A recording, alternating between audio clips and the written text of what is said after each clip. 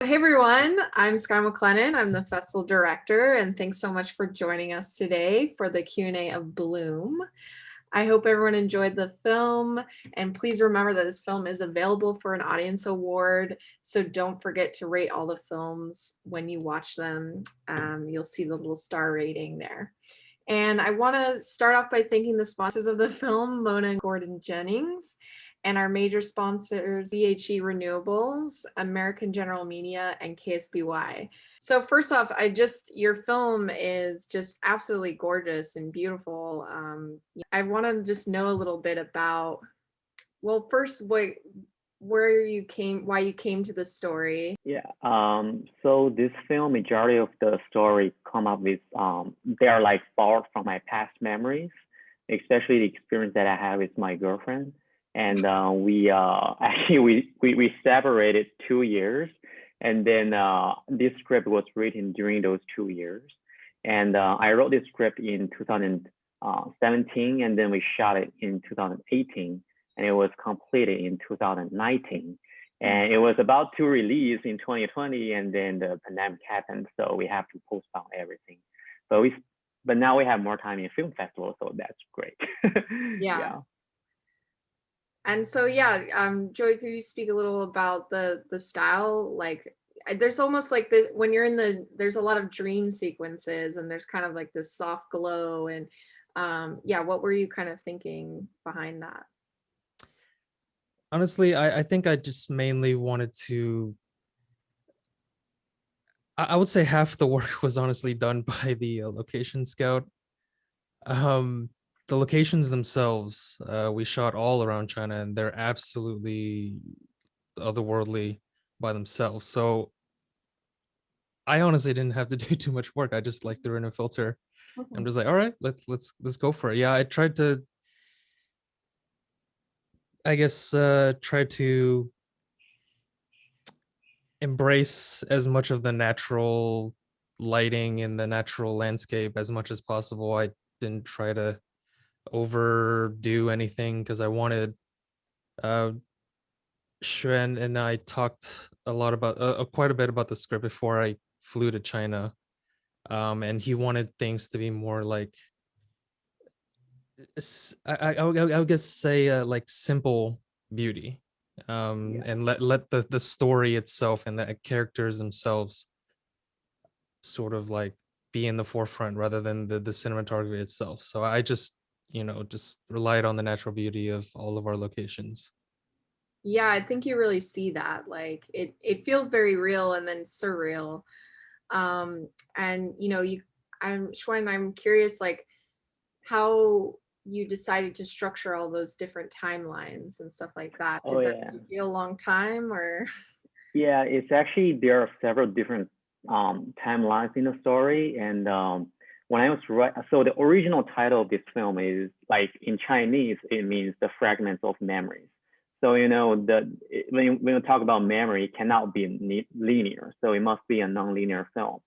And when I was writing it, I just like so instead of having like a clear structure, like 3 act or 4 act structure, I actually listed out all the like events, like especially those memories that have touched me in my past.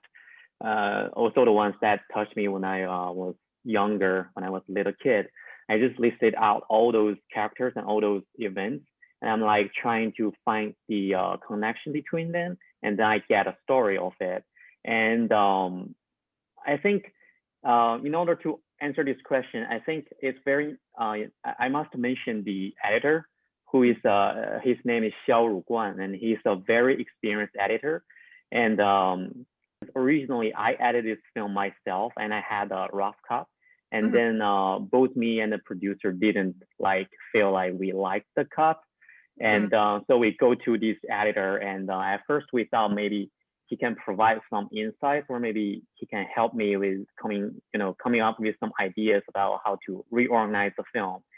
And he actually had some ideas during the meeting. And when I got home, I just put his idea into action, and the story like became much more smooth and more emotionally charged. So we hired him. I think he did a lot of good job, like a great job to make this film. Like it's a non-linear film, but at the same time, you wouldn't feel this is a film that you cannot understand. So, and it's also very emotionally charged. So I'm really happy about what we have. Yeah, when we see the completed film. Yeah. Yeah, I would agree with you. And sometimes it's always nice to have that outsider perspective kind of look at it. Mhm. But I think what you captured is, yeah, is those memories we have. That's kind of how we remember things, are those Yeah, significant moments. exactly. But, Yeah. it still has kind of a linear narrative in our lives. So, yeah, I really thought that was quite interesting. So I'm just curious, how long did it take you to shoot the film and make the film? We shot this film in the summer of 2018, and we spent like 3 months during pre-production and 1 month for the principal photography, and then we spent much longer time in post. Yeah. Yeah. Yeah. That's Mhm. always like that's always the area that people just think is gonna be like this, and then it ends up being longer. But Yeah. yeah. So also, was it hard for you as a filmmaker with such a personal story? Was it hard to kind of detach yourself, or let things go, or get rid of things that you really wanted to be in the story? Not really. I think we were pretty lucky because, well, obviously this is an independent film, so we have more freedom being creative. And I think the producer was like, he was like pretty, very, very supportive to us. So we didn't give up like we did. I don't think we give up anything. So Yeah. we didn't, and well, even though the budget is pretty limited, but I think we didn't make any like compromises. No. Yeah, and especially um, actually, I met Heather and Joey in New York, and we were like very good friends. And when I was when I told them that I want to make this film, they're like super happy, and they are being super supportive and helpful in this production. And I think that's another reason why we have such a amazing production. Yeah. Yeah, Heather, what drew you to the project, and what's something that, that you really loved about it? Well, mostly I think I kind of read a couple of drafts of the story and I really saw how the story grew.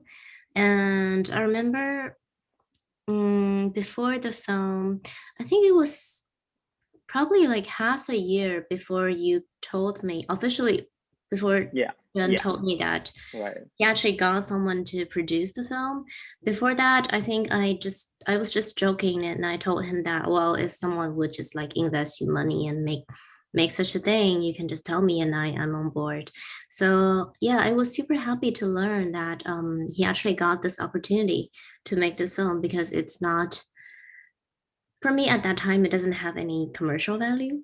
So like given the Chinese market, the investment, they seem to be there seem to be a lot of opportunities, but it's also very hard to get someone to truly support you to do this highly personal independent film. So yeah, I think I really love the story and some, especially the part of his childhood really resonates with me. So yeah, so I was just naturally um, became a part of the crew.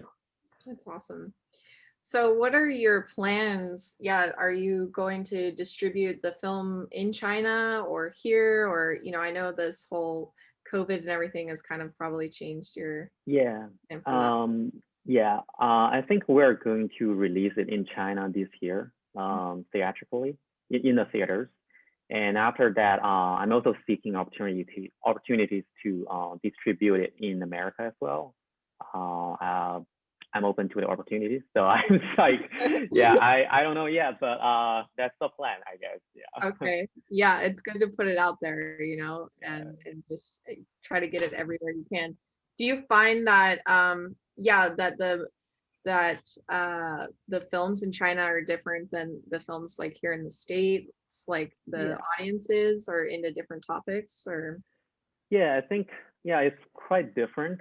Although I grew up in China and I came to America when I was 18 years old, and I've been living here for over 10 years.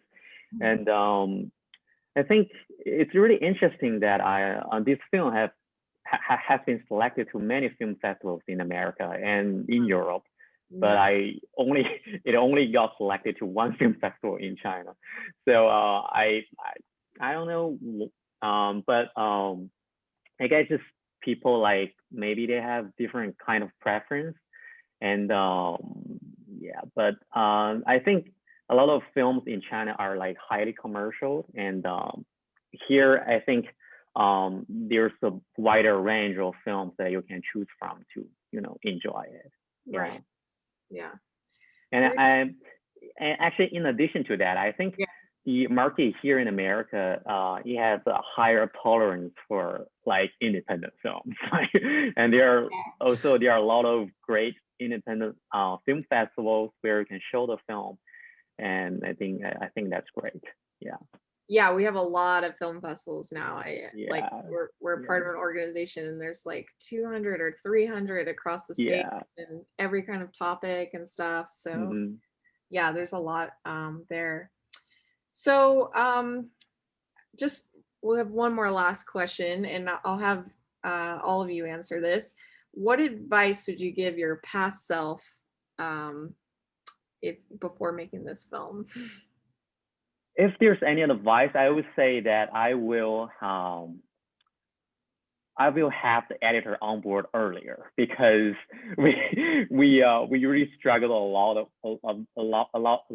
We struggled for that for a very long time. And Heather know that too, because we shot a film in China, and we did some of the post-production here in the United States, and Joey did a color correction, and I edited the first rough cut, and Heather helped me a lot with the rough cuts, and we were actually edited the film before it was sent to the editor.